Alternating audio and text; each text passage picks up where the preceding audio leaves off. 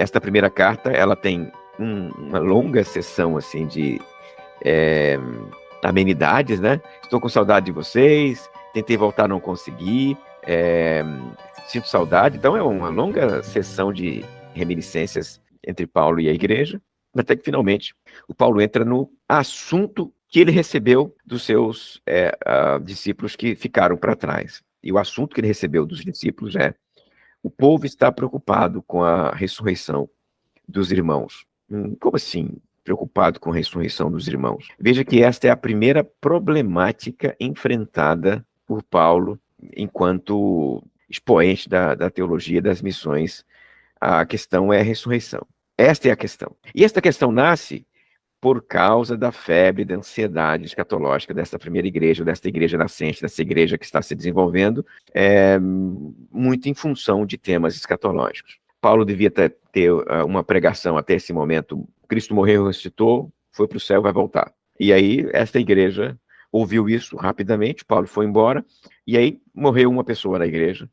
Deve ter morrido mais alguém na igreja, e aí essa igreja está preocupada. Peraí, Paulo, quando Jesus voltar, esse meu irmão que morreu, esse outro que morreu, o que vai acontecer com eles?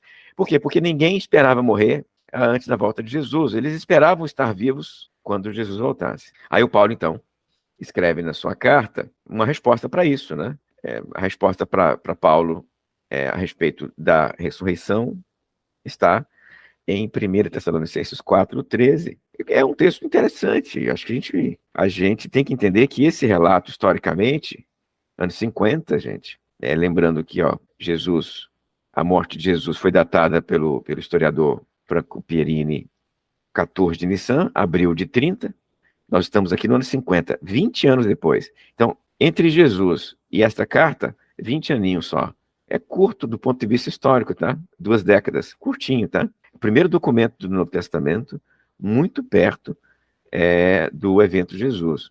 E aí o Paulo escreve, 1 Tessalonicenses 4:13, uma descrição da parousia.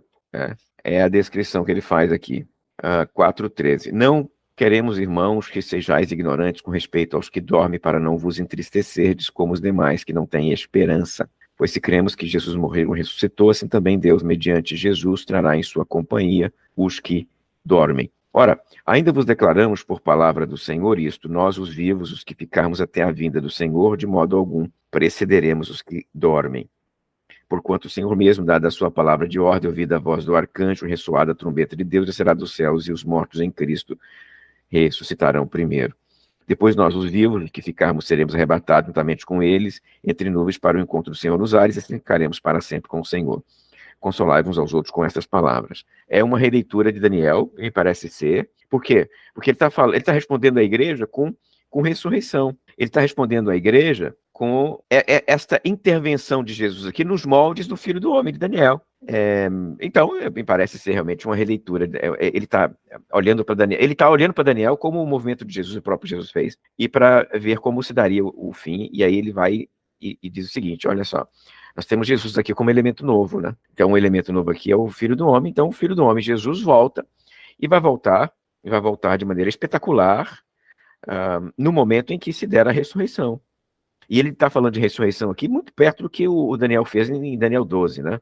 Os mortos ressuscitam e vão ao encontro. Não, né? Lá os ressuscitam vão para brilhar como estrelas no firmamento. É o que está lá em Daniel 12. Paulo está fazendo isso aqui. Ele está dizendo: Jesus vai descer para os ares com os anjos, os mortos vão ressuscitar, os vivos vão até lá também, e vão ficar ali nos ares para sempre. É isso que Paulo fala aqui na primeira carta aos Tessalonicenses. Esta é a primeira formulação escatológica do movimento de Jesus.